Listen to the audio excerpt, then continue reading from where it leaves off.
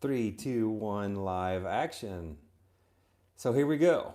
One thing I like to do is prep my tiles before I tile.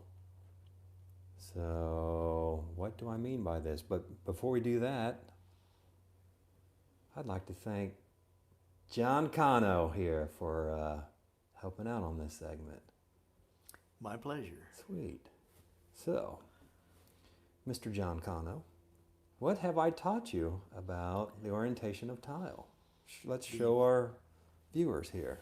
Factory markings. Edge. All right. Okay, I've already marked this piece. First of all, we see our arrow, factory arrow here. We have one here that's hard. Okay, let me go back over here. So there's another one. It's right in there. It's barely see it. Hard to see it, but It's not painted.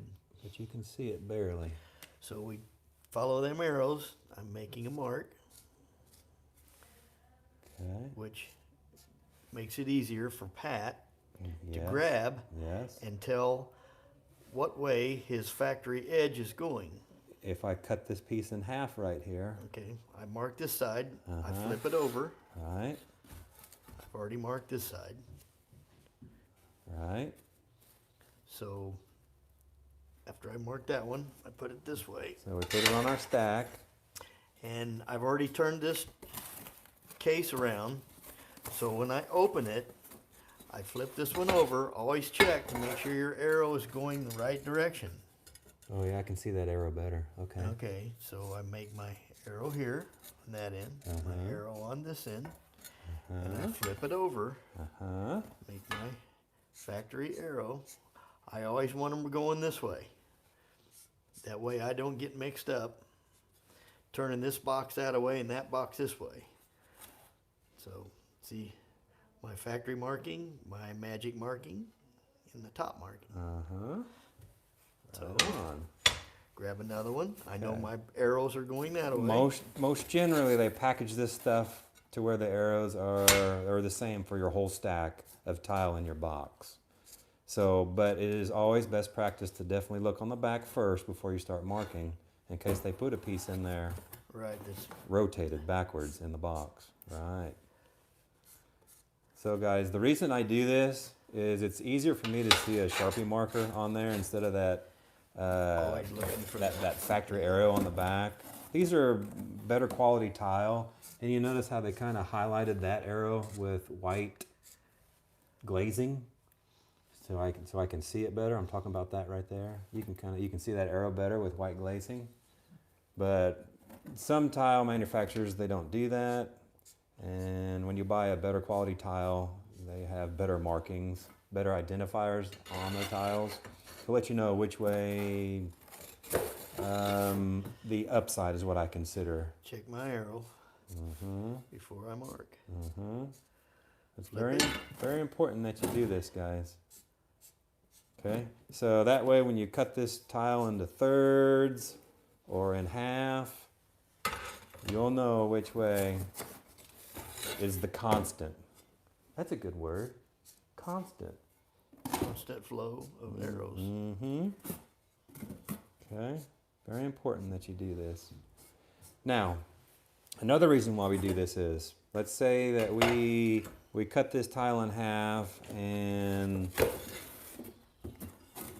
we don't have our arrows and we don't follow the factory mold, the factory casting of this tile piece, and you set 1, 2 pieces contiguous with your arrows, but the last piece you flip-flop it, well, that could throw your grout line off by an 1/8 inch, a 1/4 inch over a 5-foot run, let's say.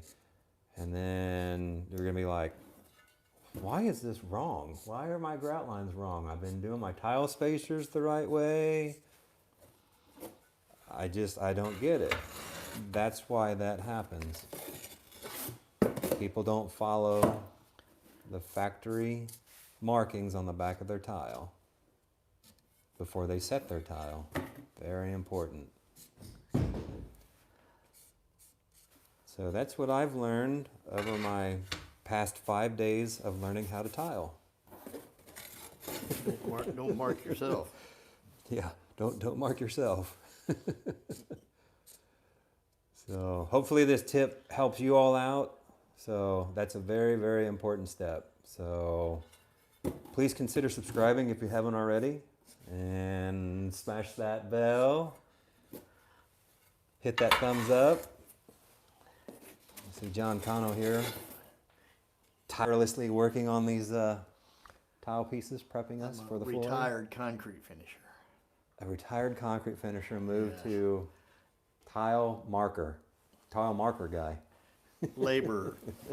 Laborer. I'd rather do this than finish concrete. How about you? Yes. My back and knees are wore out. Right. Cool. Okay, one more. One more? One more to go out of this box? That's right. Survey says right direction. Yeah, right direction. Cool. All right. All right, guys. Thanks for tuning in. As always, please share with others. Please consider subscribing if you haven't. I know I repeat myself a lot. And then I'd like to point out something that John just did before. See that last piece? See his arrow markings? He goofed. Good catch. So let's so we can erase it. And you're sure that that's the correct way? Survey says, look at my arrow. Yes, it is. Yep. All right. Yeah. So just see how easy that is to make a mistake. Right. But I've been doing this for several years, and this is my trick. So I caught it right away when he did that. So, but anyway, great job, Mr. John Cano. Thank you. You're welcome. And Tune in. this is a really pretty tile. So just want to show that. And then another reason why we set our orientation, we cut this piece in half. Let's say we flip the next piece, and then our grain orientation is thrown off as well. That's another reason why we do that too. You want your factory edges to be oriented the same way. It just makes everything look good in the end, and you'll have a great result with your grout lines. All right, guys.